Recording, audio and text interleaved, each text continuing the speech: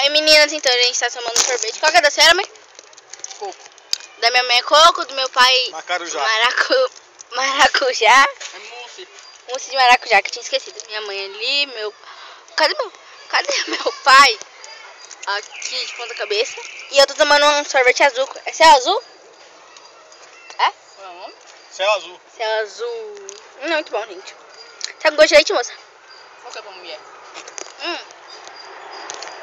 Eu tinha algum sorvete azul. A bandeirinha do Brasil? Céu azul. Meu pai foi? Meu pai pôs. Olha o telhado ali cheio de coisa. Ó. Tem de outro lado. Eu não filmei lá dentro porque eu fiquei com preguiça. Amanhã vocês podem, né? Ó. Minha língua tá azul, gente. Minha língua tá azul.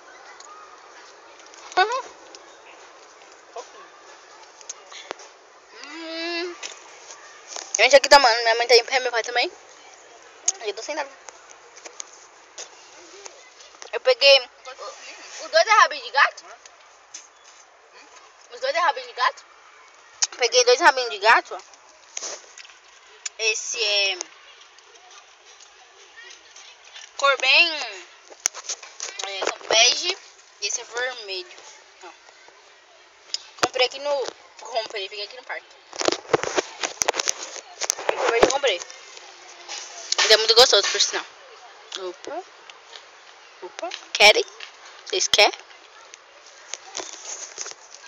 Mas eu mostro...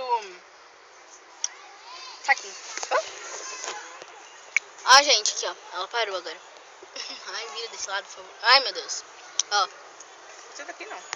Gostou? Deixa eu ver a foto, Antônio. Gostou? Mãe, gostou? Lá na porta. Gostou? Sim. Do parque? É? Ah, a senhora gostou? Ou não? Minha mãe tá vendo a foto, a gente não tá nem ligando porque eu tô falando. Gente, agora que fechou, dá pra ver a bandeirinha balançando. Mas todo sorvete que ela vê tem mesmo igual. Ó, gente, isso aqui é um saquinho que veio sorvete.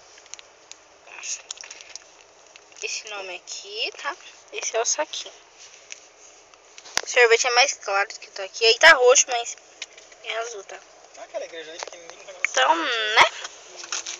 É gostoso, tem gosto de doce de leite. Ô, leite moça, aliás. Ah, aqui atrás tem uma charada. Deixa eu ver. Mas tá de novo, Mi? A bandeirinha tá fazendo barulho, gente.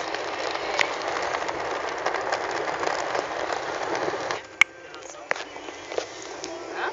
Terraço. Cadê? É uma... Isso dá um bife?